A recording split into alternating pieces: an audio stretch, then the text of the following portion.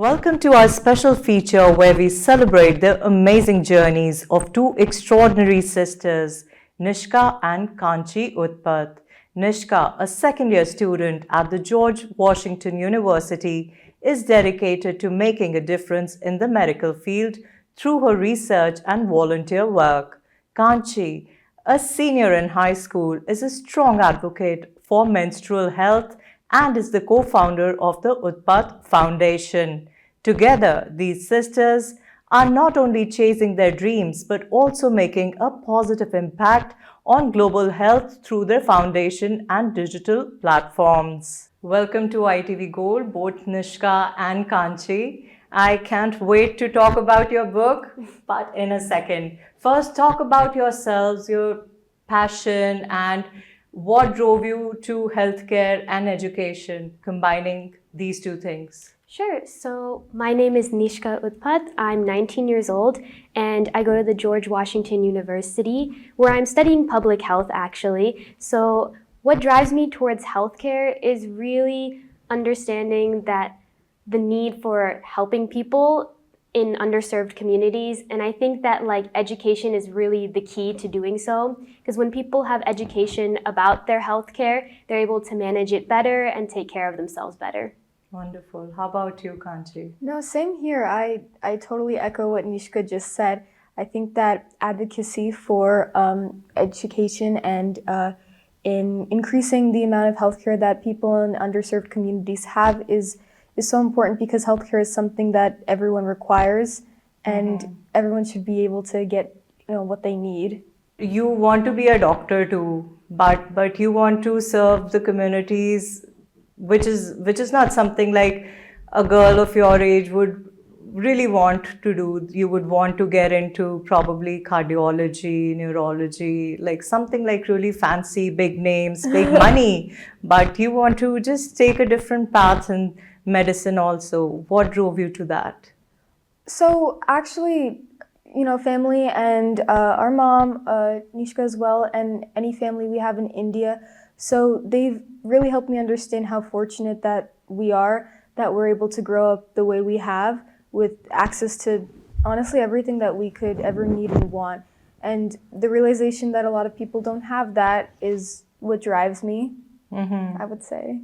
Did you go to India? Like you go there pretty often. And we do. We go there every few years. The last time we went was a few years ago. It was before we started the foundation, and it was actually that trip that solidified our desire to start this foundation in the first place. The Utpat Foundation. Yes. And what do you exactly do with that? So we do many different things. Our main goal of the foundation is to, like you kind of mentioned before, but spread awareness through education about various different topics. We have a podcast, we have a website with blogs, we have a YouTube channel, and our main project is called the Amhi Muli project. So it stands for the Awareness of Menstrual Health Initiative, but it also translates to Us Girls in Marathi, which is our mother tongue. So we thought it was like a cute name for that. And through the project, we have basically been donating sanitary pads to 2 different schools in Mumbai in India, to every girl that attends those 2 schools. And we donate them on a designated day once every month and give them the month supply of sanitary pads. Wow. Yeah, we've chosen to focus on these 2 particular schools because, as Nishka said, they're in this inner city area of Mumbai in a slightly more underserved population with a lower socioeconomic status. So we really wanted to bring awareness and education and, of course, the tangible feminine hygiene products to those girls. Did you actually visit these schools and talk to the girls or see their condition, if they looked or were hygienic enough? Did you have a conversation, a dialogue with them? So we haven't actually been able to go in person to those schools, unfortunately. Actually wanted to, but COVID hit and then everything got crazy. So we've had some very generous on-the-ground volunteers who have donated their time and their efforts towards donating and distributing the products on our behalf. But we've hoped to connect with these girls through our YouTube channel, actually. And do you get any response, any feedback from these girls? Is anyone writing to you, talking about their experiences or how grateful they are that you're doing this for them? So, like I said before, basically one day a month, these girls come in and we distribute the pads, like our on-ground volunteers distribute the pads to them.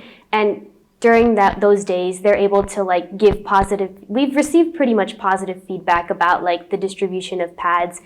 And they're able to also ask questions about, if they have any questions about what menstruation is, and we're able to educate them like during that time as well. As far as what you said with feedback goes, so like Nishka said, honestly, it's all been positive. We've had the opportunity to almost take surveys, and not only have they said that they feel more comfortable and confident with managing their menstrual cycle alongside going to school, but also just their self-esteem in general has really been boosted, and the amount of school absences that they may have had before having access to these products has been significantly reduced. Yeah. Which is really what the goal is. Yeah, because adding on to that, we realized that there was a correlation between like attendance and then like menstruation cycles, that many girls have to unfortunately miss school because they don't have access to like ways to manage their menstruation safely and in a hygienic manner in schools, because like sometimes the schools don't have like anywhere to dispose of the products, or like they might not even have separate bathrooms for boys and girls. So these girls might have to unfortunately miss school and then maybe drop some of their extracurricular activities, which just kind of puts them behind, So talking about, like, you would say it's still kind of a taboo in a place like India, like versus if we are here, we can talk openly about it. But when the distribution is being done, like these girls would actually come and take it, or how does it work? And they're okay with it. All right. I mean, we've so far seen that like pretty much everyone does take the pads.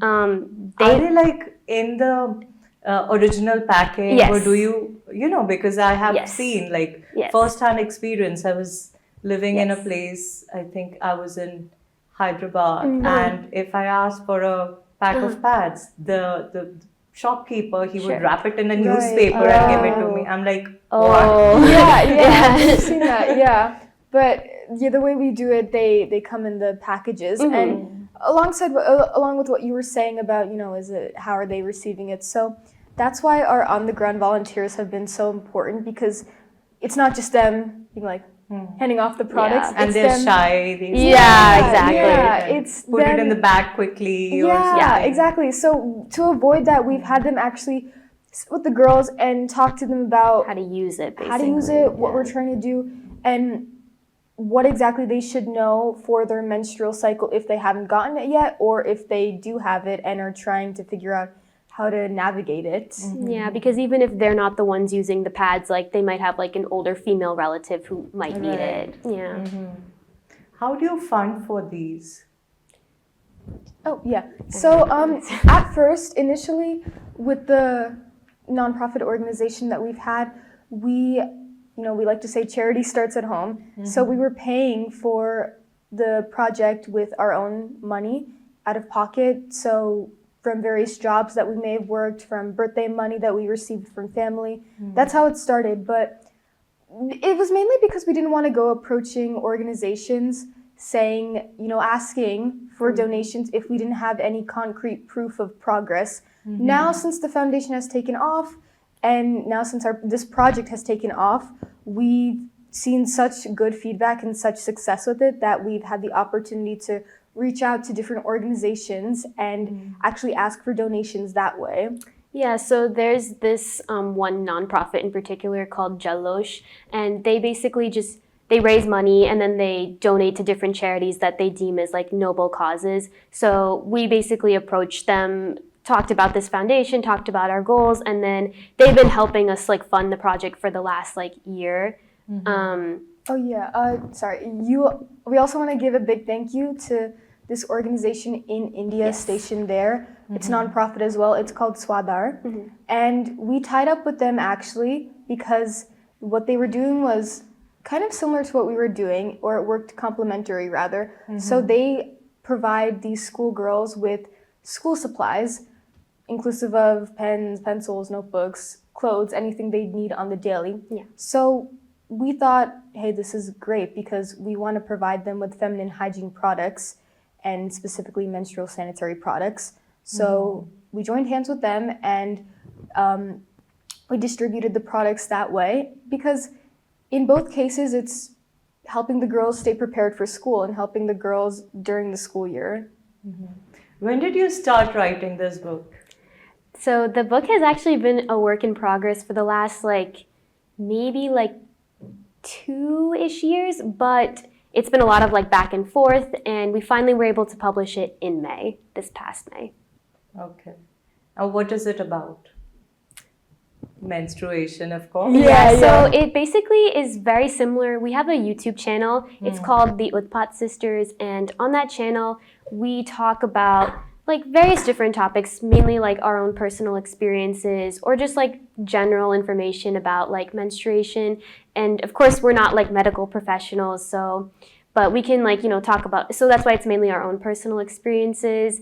So the book kind of just reiterates a lot of the same content from the videos, but the reason why we wrote a book is we realized that not everyone has access to the internet. It could be very expensive, so they might not be able to actually watch the videos. Right, and we want to highlight the fact that a lot of people actually enjoy the feel and the touch and the smell of a book and extracting information from it that way as opposed to watching something virtually. But yeah, along the lines of what Nishka said, it's a lot of personal experience, but more than that, it's about advocating for, what is menstruation? Why is it important that every girl learns what it is? Why is it important that she learns about her own body? Why is it nothing to be ashamed of? Things along those lines. Girls are so comfortable talking about this. You've written a book, you have a foundation. Let's start with your personal story. How comfortable you were, when you first started your period, or you spoke to your mother or your parents, and how comforting was it from their end, talking about it, telling you it's okay, it's all right, you don't have to be scared, or if you ever had an accident in school or in some public place. So I think one thing to mention here that's very interesting is maybe I think it was about 4th or 5th grade, elementary school, there was one day where the school nurse actually took all the girls in the class aside and she educated us about what menstruation is, how should you be prepared for it.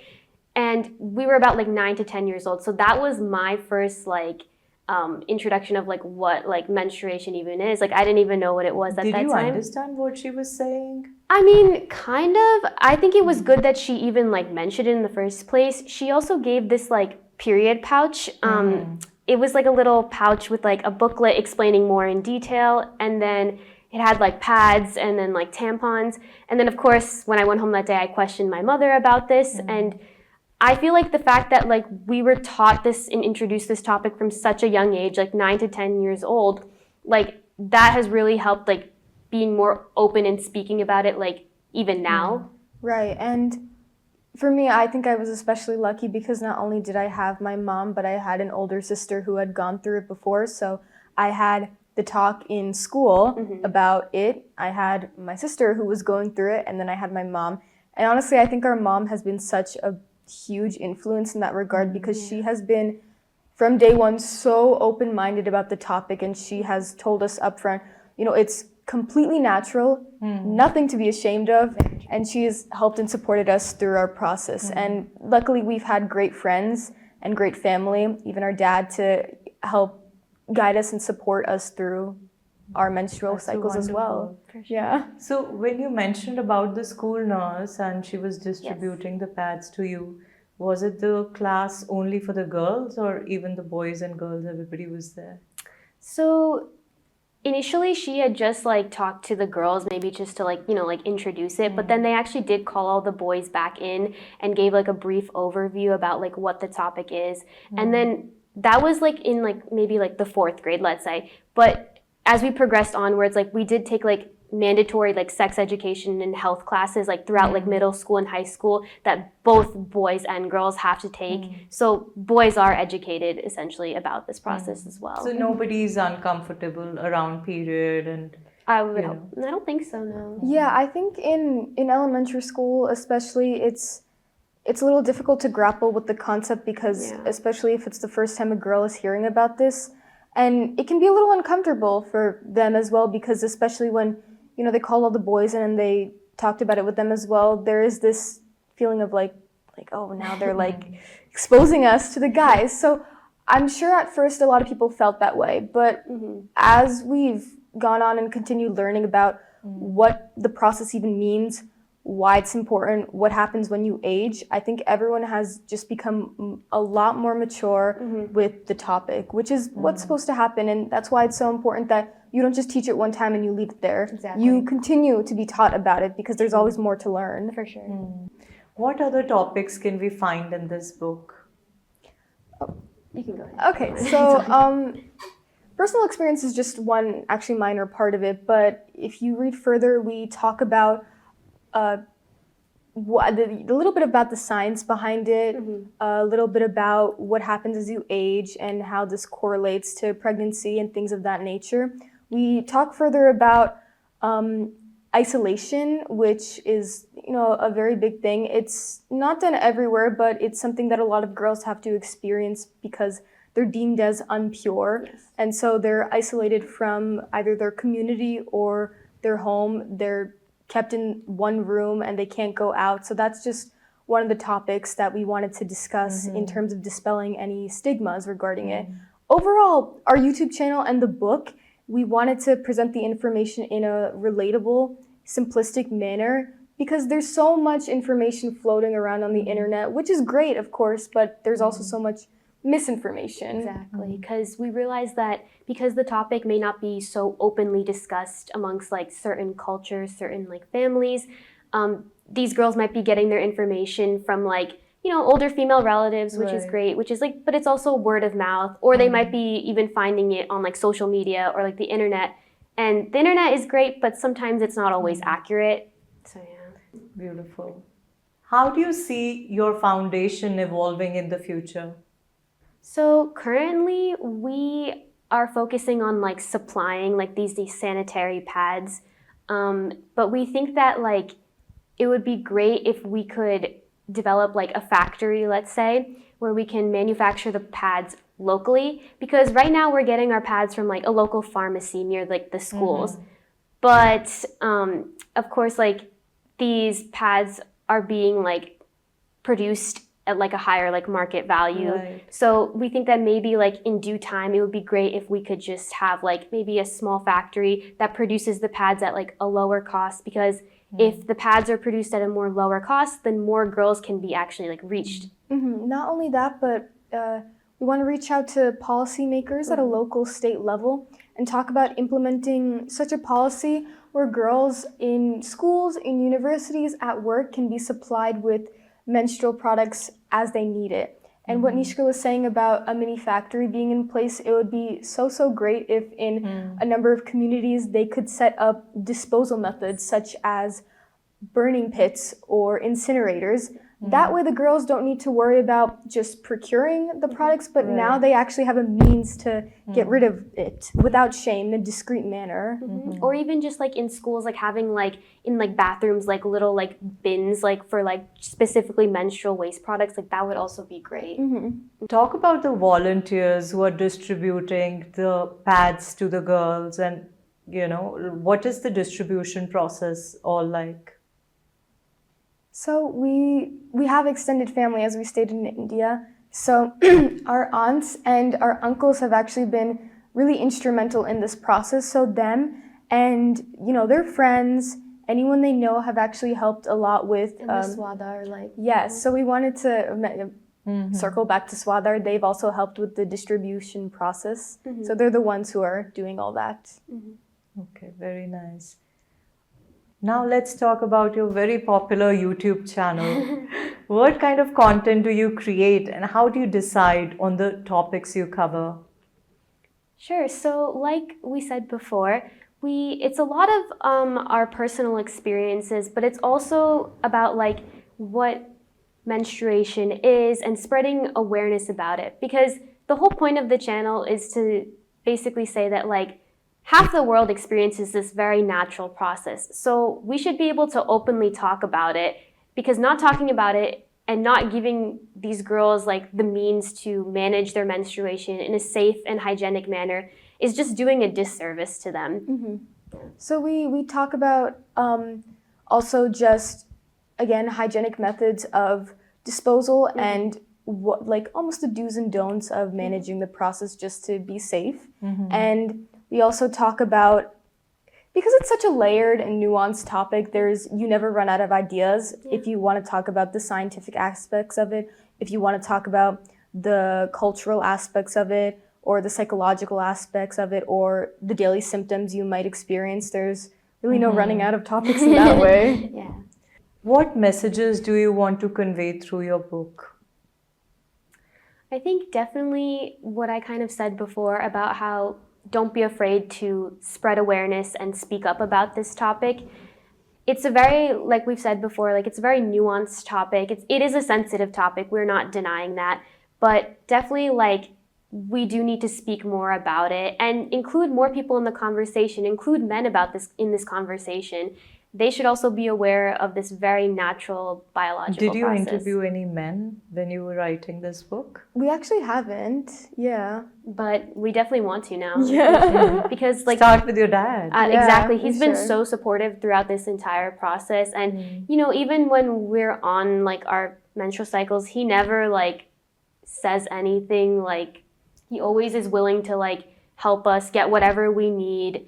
Very supportive. I think it's interesting to see how at the start of our journey with our foundation and our channel, it's interesting to see his evolution as a man also, because, you know, at first, maybe he wasn't so comfortable with it as well, but now by this point, he's also helped us in advocating for it. Yeah. Wonderful. What are your future goals for the Utpat Foundation and your other projects? Are there any new initiatives or ideas you're excited about? So currently we don't have, we really just want to focus on distributing these sanitary products to not just these 2 schools, but expanding maybe to other areas, because we know that Maybe going to the villages? Yeah, exactly. That would be so great. And also us going there and speaking ourselves to these girls, because we haven't had the opportunity to do that yet, but we really, really want to. Yeah, and then like Kaanchi mentioned before, maybe, you know, installing like a potential factory to like lower the costs of like making these products, and potentially looking into like ways for like the communities to like dispose of the products, like the incinerator and the burial pits. Did you see that movie Padman? Yes, We did actually, we did. yeah. You could be titled like Pad Women of Oh, it India. was such a lovely movie. That was a great movie, actually. Very inspiring, actually. Yeah. And that also, I really liked the specific part in that where he takes it upon himself to actually manufacture these products, because it shows that it's possible and it can be done at a local level. Yeah. And he didn't have the resources or the means. He came from the village. Yeah, and there's another part where they're trying to actually, they're trying to take it on a more commercial level, and he stops and takes a step back and says, actually, the reason that I wanted to do this in the first place was to benefit the people, my wife and the people in my own village. We really like that message, Wonderful. Before we wrap up, would you like to say something to the girls who are about to get their menstruation, or they are having their periods recently started and they don't know what a long way, or you know, it could be very challenging. So something to comfort them or tell them. So we wanted to say, of course, that this is a process that you have no reason to be ashamed of course. There's nothing dirty or unnatural about it. And we would really love for girls to continue advocating for themselves and for girls around them who may not be able to. And we just want to say that we think that it's really important that every girl is educated about this process because it's happening to their own bodies and you should know what's happening to your own bodies. And we just think that it's really important that everyone is educated about it and, like Kaanchi said, like advocates for themselves but also advocates for their peers around them too. Mm-hmm. Yeah. Okay, and this is the book which is available on? Amazon. Amazon. Okay, great. So it's been a pleasure speaking with Nishka and Kaanchi Utpat today. Thank you for joining us and we look forward to seeing how their impactful journey continues to unfold. Thank you so much. Thank you for being with us. Thank you for having us. I mean, just wanted to mention that if anyone out there is interested in donating, whatever amount, small, large, we are so open to it, and you can go to our website with our contact information. We would be so honored by any of your contributions. This Absolutely. is nonprofit. We'll flash it on our Perfect. interview there. And we want to thank our parents, especially our mom, for helping us out throughout the journey, and our relatives as well. Thank you. Thank you.